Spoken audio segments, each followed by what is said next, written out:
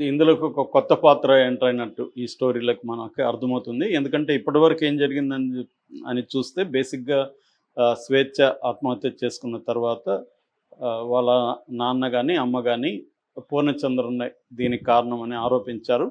ఆ తర్వాత పూర్ణచంద్ర ఒక లెటర్ రిలీజ్ చేశాడు. ఆ లెటర్‌లో స్వేచ్ఛకి నాకు ఎటువంటి విభేదాలు లేవు. నేను చాలా బాగా చూసుకున్నాను. స్వేచ్ఛ కూతురు అరణ్య. ఆ అమ్మాయిని గూడా నేను ఒక కన్న తండ్రి స్థానంలోకెళ్ళి, ఆ అమ్మాయి బాగోగులు, చదువుకు సంబంధించిన ఫీజులు, ఆ అమ్మాయిని కేంద్ర విద్యానిలయంలో చేర్చడం, ఇవన్నీ గూడా నేను చేశాను. అలాగే ఫంక్షన్ గూడా 5,00,000 పెట్టి ఆ అమ్మాయికి మెచ్యూర్ ఫంక్షన్ చేశాను. సో, వాళ్ళ నాన్న ఒక మాట అన్నాడు. అదేంటంటే, "ప్రతి 2 సంవత్సరాలకి ఒక వ్యక్తిని తీసుకొచ్చి, ఇతనే మీ అల్లుడు అని పరిచయం చేస్తావు. నేను తలదించుకోవాల్సొస్తుంది.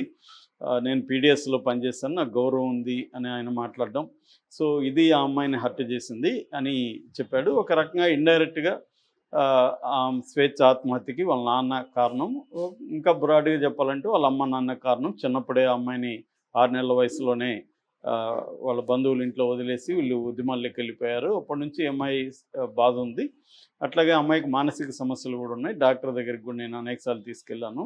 మొన్న గూడా అరుణాచలంకి తీసుకెళ్ళమంటే తీసుకెళ్ళాను. ఇదంతా అతను జెప్పాడు.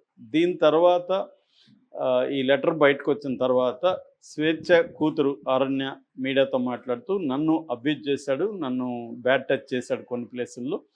సో, అట్లాగే మా అమ్మను నన్ను కలవనిచ్చేవాడు గాదు. ఒక రకంగా మేమిద్దరం ఎనిమీస్‌లాగా ఉండేవాళ్ళం. ఇదంతా గూడా ఆ అమ్మాయి చెప్పింది. దాని తర్వాత డ్రామాటిక్‌గా మొన్న నైటు అర్ధరాత్రి దాటిన తర్వాత పూర్ణచంద్ర వాళ్ళ అడ్వకేట్స్ శ్రవణ్‌తో కలిసి వెళ్ళి చిక్కడపల్లి పోలీస్ స్టేషన్‌లో సరెండర్ అయిపోయాడు.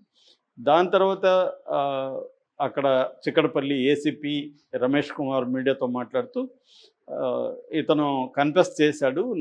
నా వల్లనే ఆమె చనిపోయింది. నేను 2009 నుంచి ఆమెకు పరిచయము. అప్పుడు ఆ తర్వాత అప్పటికే ఆమెకి ఒక హస్బెండ్‌తో విడాకులైంది. దాని తర్వాత 2016, 17 విడాకులకి నేనే కారణము. నేనే చెప్పాను. "నువ్వు నీ హస్బెండ్‌తో విడాకులు తీసుకో. నా భార్య దగ్గర నేను కూడా విడాకులు తీసుకుంటాను. మనిద్దరం పెళ్లి చేసుకుందాం" అని నేను చెప్పాను. నేను చెప్పడం వల్లే ఆమె విడాకులు తీసుకునింది. దాని తర్వాత నేను మోసం చేశాను. నేను నా భార్యకు విడాకులు ఇయ్యలేదు. అప్పటినుంచి కూడా మా ఇద్దరి మధ్య ఇష్యూతో గొడవ జరుగుతుంది. మొన్న అరుణాచలంకి మేమిద్దరం వెళ్ళినప్పుడు రిటర్న్‌లో ఒక డాబాలో కూర్చున్నప్పుడు అమ్మాయి మళ్ళీ ఈ టాపిక్ చెప్పింది. నన్ను పెళ్లి చేసుకోమని. లేదు నేను చేసుకోను అని చెప్పాను. అప్పుడు మాకు గొడవ జరిగింది. నన్ను ఆ అమ్మాయి బెదిరిస్తే నాకు రాజకీయ నాయకత్వం తెలుసు బాగా. నేను సంతోష్ కుమార్ అనుచరుడిని, పీఏని. సంతోష్ కుమార్‌కి మన రిలేషన్‌షిప్ కూడా తెలుసు అని నేను ఆ అమ్మాయిని బెదిరించాను. సో, అందుకని నా వల్లనే ఆ అమ్మాయి ఆత్మహత్య చేసుకుందని అతను కన్ఫెస్ చేసినట్టుగా ఏసీపీ చెప్తున్నాడు. సో, అతని మీద ఇప్పుడు మొత్తం 3 అంటే 2 చట్టాలు, 3 సెక్షన్లు పెట్టారు. ఒకటేమో పోక్సో కేసు. పోక్సో అంటే అదే మనం చాలా సార్లు చెప్పుకున్నాము. మైనర్ బాలికల మీద లైంగిక అత్యాచారం కావచ్చు, అబ్యూజ్ చేయడం కావచ్చు, అవి చేస్తే పోక్సో వర్తిస్తది. అరణ్య అనే 14 ఏళ్ల అమ్మాయిని అబ్యూజివ్‌గా ఇతను చూడడము, తాకడం అవన్నీ చేశాడు కాబట్టి పోక్సో కేసు పెట్టారు. ఆ అమ్మాయి కూడా కంప్లెయింట్ కూడా ఇచ్చిందని చెప్తున్నారు. అలాగే తల్లిదండ్రులు ఇచ్చిన కంప్లెయింట్ మేరకి బిఎన్ఎస్ భారతీయ న్యాయ సంహిత సెక్షన్ 69, సెక్షన్ 108 2 పెట్టారు. 69 ఏమో మోసపూరితమైన వాగ్దానాలు ఇచ్చి సెక్సువల్‌గా వాడుకోవడాన్ని నేరంగా 69 పరిగణిస్తుంది. దీని కింద 10 ఏళ్ల వరకు జైలు శిక్ష ప్లస్ ఫైన్ ఉంటది. సో, ఇతను పెళ్లి చేసుకుంటానని అమ్మాయిని మోసం చేసి అమ్మాయిని శారీరకంగా యూజ్ చేసుకున్నాడనేది ఆ సెక్షను. రెండవది 108. 108 అనేది అబెట్టింగ్ సూసైడ్. సో, ఆత్మహత్యకు ప్రేరేపించడం. దీనికి కూడా 10 ఏళ్ల వరకు జైలు శిక్ష ఉంది. సో, ఈ 2 సెక్షన్లు తల్లిదండ్రులు ఇచ్చిన కంప్లెయింటు, అరణ్య ఇచ్చిన కంప్లెయింట్‌కు పోక్సో ఈ 2 పెట్టారు. సండే మేజిస్ట్రేట్ దగ్గర తీసుకెళ్తే ఆయన 14 రోజులు రిమాండ్‌కి ఇచ్చారు. చెంచల్గూడలో ఉన్నాడు. ఈ నేపథ్యంలో అర్లీ మార్నింగ్ నుంచి ఒక వీడియో వైరల్ అవుతుంది. అదేంటంటే పూర్ణచంద్ర భార్య స్వప్న అమ్మాయి పేరు. ఆమె రంగంలో దిగింది. ఆమె ముఖానికి మాస్క్ వేసుకుని ఒక వీడియో పెట్టింది. ఆ వీడియోలో ఆమె ఏం చెప్తుందంటే, ఇట్లా స్వేచ్ఛ నాకు మా హస్బెండ్ ద్వారా పరిచయము. అయితే నాకు బిగినింగ్‌లో వీళ్ళకిద్దరికి రిలేషన్‌షిప్స్ ఉన్నది తెలీదు. తర్వాత ఒకరోజు స్వేచ్ఛనే నాకు ఫోటో పంపించింది. వీళ్ళిద్దరున్న ఫోటో. అది నేను చూసి షాక్ అయ్యాను.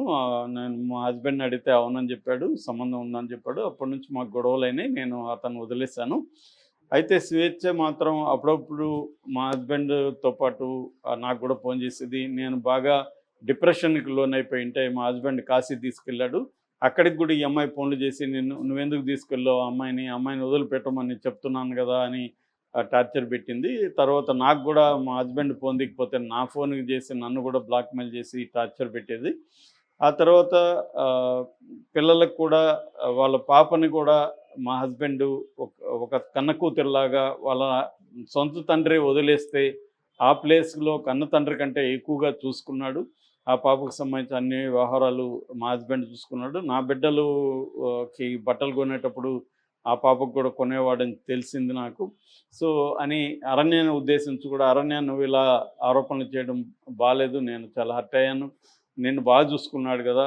నా బిడ్డల కంటే నిన్నే బాగా చూసుకున్నాడు" అని అరణ్యకి చెప్తుంది. ఇదంతా అబద్ధం. మా ఆయన మంచోడు. మా ఆయన అటువంటి నీచానికి పాల్పడడు. సో, ఆహ్, నా పిల్లలు ఇప్పుడు ఏమవ్వాలి? నేనేమవ్వాలి? సో, ఇలాంటి ఆరోపణలు జేయడం కరెక్ట్ కాదు. స్వేచ్ఛనే మమ్మల్ని ఇబ్బంది పెట్టింది. నన్ను టార్చర్ చేసింది. మా హస్బెండ్‌ని బ్లాక్‌మెయిల్ చేసింది. అని నేను ఇప్పుడు నాకు చట్టంలో నమ్మకం ఉంది. నేను మా హస్బెండ్‌ని కాపాడుకుంటాను అనేది ఆమె ప్రధానంగా మాట్లాడుతుంది. సో, ఇది ఒక రకంగా ఆమె ఆవేదనని తెలియజేసిందని చెప్పుకోవచ్చు. రెండో పరంగా